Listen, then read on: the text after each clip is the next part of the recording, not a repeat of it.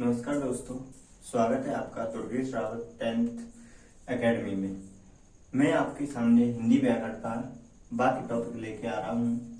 इसमें अपन जानेंगे कि किस तरीके से एफपी बोर्ड 10th और 12th में क्वेश्चन पूछे जाते हैं। दोस्तों, इसमें वाक्य बदलने के लिए देता है, तो अपन आगे जानेंगे कि किस तरीके से देता है। सबसे पहले पहला क्वेश्चन दिया है, वाक्य किसे कहते हैं तथा ये कितने प्रकार के होते हैं। आइए इसका आंसर जानते हैं। सार्थक शब्दों के समूह को वाक्य कहते हैं, अर्थात सही अर्थ देने वाले शब्दों के समूह को क्या कहते हैं, वाक्य कहते हैं। नेक्स्ट आता है, वाक्य दो प्रकार के होते हैं। पहला है अर्थ के आधार पर, दूसरा है रचना के आधार पर। अब यहाँ से एक ऑब्जेक्टिव क्वेश्चन बनेगा भाई, या तो फिलअप बनेगा या सही विकल्प बनेगा। अर्थ के आधार पर वाक्य कितने प्रकार के होते हैं दोस्तों? 8 प्रकार के। भाई नेक्स्ट है, रचना के आधार पर वाक्य कितने प्रकार के होते हैं? 3 प्रकार के। तो अर्थ के आधार पर 8 प्रकार के और रचना के आधार पर 3 प्रकार के। तो ये आपको बात ध्यान रखना है। नेक्स्ट अब एक एक करके इन सबको जानेंगे। अर्थ के आधार पर वाक्य जो 8 प्रकार के होते हैं उनको जान दें। सबसे पहला आता है दोस्तों विधिवाचक वाक्य। विधिवाचक वाक्य की परिभाषा लिखेंगे तो किस तरीके से लिखेंगे? जिन वाक्यों में एक ही कर्ता एवं एक ही क्रिया हो उनको क्या कहते हैं? विधिवाचक वाक्य कहते हैं दोस्तों। नेक्स्ट आता है आपका, इसका एग्जाम्पल जान लेते हैं विधिवाचक वाक्य का। विधिवाचक वाक्य का एग्जाम्पल होता है जैसे राम खाना खाता है। राम खाना खाता है।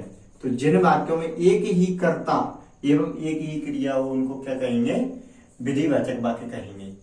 नेक्स्ट आता है आपका निषेधवाचक वाक्य। निषेधवाचक वाक्य में क्या होता है दोस्तों? नहीं का भाव, किसी कार्य के न करने का भाव प्रकट हो उनको क्या कहेंगे? निषेधवाचक वाक्य कहते हैं। इधर देखते हैं इसका एग्जाम्पल। जैसे मैंने इसी को बना दूंगा, जैसे राम खाना नहीं खाता है। राम खाना नहीं खाता है, तो ये आपका बन गया निषेधवाचक वाक्य बन गया दोस्तों। अब निषेधवाचक में क्या रहता है? नहीं का भाव प्रकट हो। नेक्स्ट आता है आपका प्रश्नवाचक वाक्य। मैं आपको इसको प्रश्नवाचक का मतलब होता है किसी प्रश्न या बात को पूछने का बोध होता है, उनको क्या कहते हैं? प्रश्नवाचक वाक्य। तो इसको मैं प्रश्नवाचक वाक्य का एग्जाम्पल किस तरीके से बनाऊंगा? क्या राम खाना खाता है?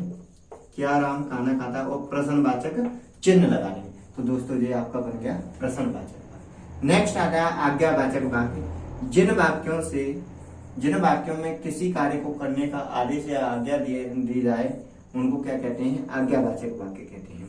जैसे मैंने बोला राम किताब पढ़ो। राम किताब पढ़ो, तो इसमें क्या हो गया दोस्तों? राम किताब पढ़ो, आज्ञा दी जा रही है। मैं बोल दूं मेरे लिए एक पेन ले आओ। पेन ले आओ, तो ये आपको मैं आज्ञा दे रहा हूं भाई। जिन वाक्यों में किसी कार्य को करने का आदेश या आज्ञा दी जाए उनको क्या कहेंगे? आज्ञावाचक वाक्य। नेक्स्ट आता है दोस्तों इच्छावाचक वाक्य। इच्छावाचक, जिन वाक्यों में हमारी इच्छा या कामना का भाव प्रकट हो उन्हें क्या कहते हैं? इच्छावाचक। जैसे मैंने बोला आज मेरी हिंदी पढ़ने की इच्छा है। हिंदी पढ़ने की इच्छा है। आज मेरी हिंदी पढ़ने की इच्छा है, तो मैंने इससे अपनी इच्छा जताई, तो इसमें कौन सा हो गया? इच्छावाचक वाक्य। नेक्स्ट आता है दोस्तों संकेतवाचक वाक्य। नेक्स्ट है आपका संकेतवाचक वाक्य। संकेतवाचक वाक्य का मतलब होता है जिन वाक्यों में एक क्रिया दूसरी क्रिया पर निर्भर रहती है उनको कहते हैं संकेतवाचक वाक्य। जैसे वर्षा हो जाती तो फसल बच जाती। वर्षा हो जाती तो फसल बच जाती। दोस्तों, इसमें एक क्रिया दूसरी क्रिया पर निर्भर रहती है, उनको कहते हैं संकेतवाचक वाक्य। जैसे यदि मैंने दूसरा एग्जांपल दिया इसका, यदि वेतन मिल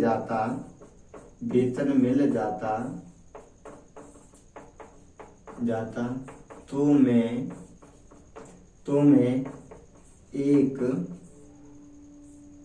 नया मोबाइल खरीदता। मोबाइल खरीदता। खरीदता।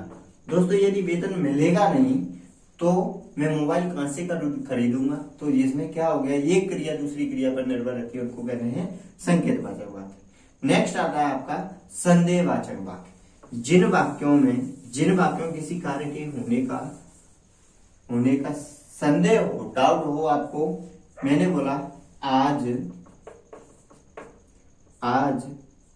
घर पर मामा जी आ सकते हैं।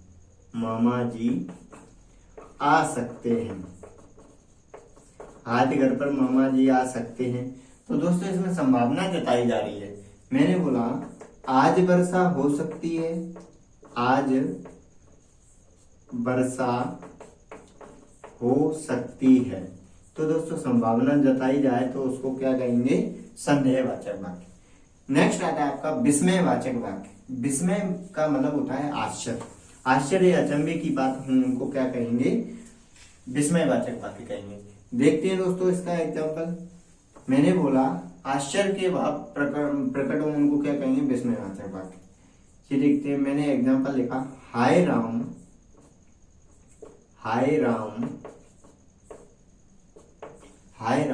गांधी जी मर गए।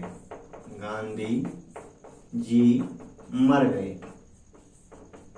हाय राम गांधी जी मर गए। तो इसमें जो जताई आश्चर्य जता है हाय राम। कहीं कोई दुर्घटना हो जाती है तो हम उसमें बोलते हैं अरे ये क्या हो गया? ये क्या हो गया? अरे ये क्या हो गया? नेक्स्ट आता है कभी अरे ये क्या हो गया? कोई अच्छा काम करते हैं तो उसके लिए बोलते हैं वाह तुमने तो कमाल कर दिया। तुमने तो कमाल कर दिया। वाह तुमने तो कमाल कर दिया। तो इस तरीके से दोस्तों ये आपके अर्थ के आधार पर 8 प्रकार के वाक्य होते हैं, वो आपको मैंने बता दिए। अब नेक्स्ट चलते हैं सरल वाक्य। जिन वाक्यों में सरल वाक्य पढ़ते हैं, जिन वाक्यों में एक ही उद्देश्य एवं एक ही विधेय हो, उन्हें कहते हैं दोस्तों सरल वाक्य। इसका एग्जाम्पल जानते हैं, जैसे राम ग्वालियर में रहता है। राम ग्वालियर में रहता है।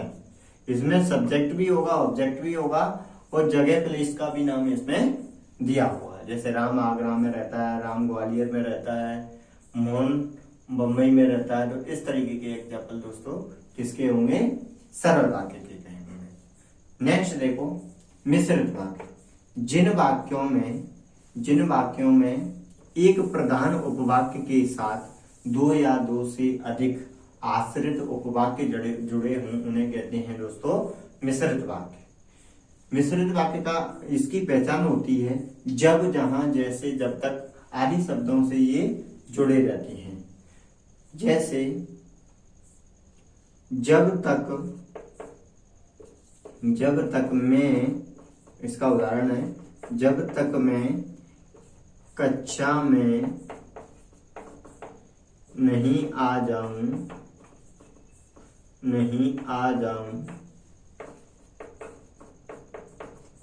तब तक तुम चले मत जाना।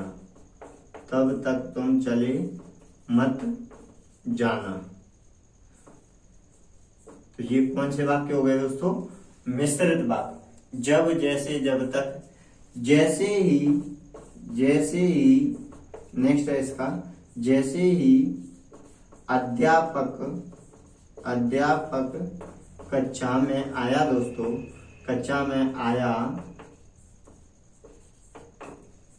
तो सभी विद्यार्थी खड़े हो गए। तो दोस्तों ये कौन सा हो गया? मिश्रित वाक्य। इनको 12th में ज्यादा पूछता है, इनको 10th में ज्यादा पूछता है दोस्तों, तो ध्यान रखना आपको अपना। नेक्स्ट आता है संयुक्त वाक्य। संयुक्त वाक्य को अपन और जानते हैं। संयुक्त का मतलब होता है दोस्तों जुड़ना। जिन वाक्यों में दो या दो से अधिक सरल वाक्य जुड़े हों उन्हें क्या कहते हैं? संयुक्त वाक्य। ये वाक्य और, इसलिए, लेकिन, किंतु आदि शब्दों से जुड़े रहते हैं। मोहन, इसके उदाहरण है मोहन अच्छा पढ़ा था इसलिए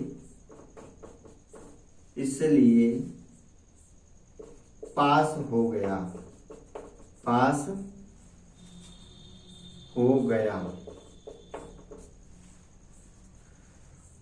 नेक्स्ट एग्जाम्पल लिखेंगे, राहुल पढ़ता है और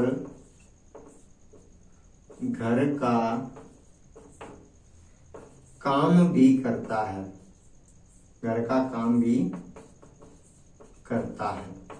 तो दोस्तों इसमें और आ गया, इसमें इसलिए आ गया। और इसलिए इनसे जुड़े होंगे, और इसलिए, लेकिन, किंतु इनसे जुड़े होंगे तो वो वाक्य कौन से कहलाएंगे? संयुक्त वाक्य। ये आपका वाक्य टॉपिक कंप्लीट होता है। तो दोस्तों ये वीडियो देखने के लिए आपके लिए धन्यवाद। अगर आपको वीडियो पसंद आया हो चैनल को सब्सक्राइब करें और वीडियो को शेयर करें, ताकि आने वाले वीडियो आप तक पहुंच जाए, उनकी जानकारी आपको मिल जाए। और आपको, मुझे आशा और विश्वास है कि आपको ये टॉपिक समझ में आ गया होगा। नेक्स्ट टॉपिक के साथ अगले वीडियो में मिलेंगे। धन्यवाद।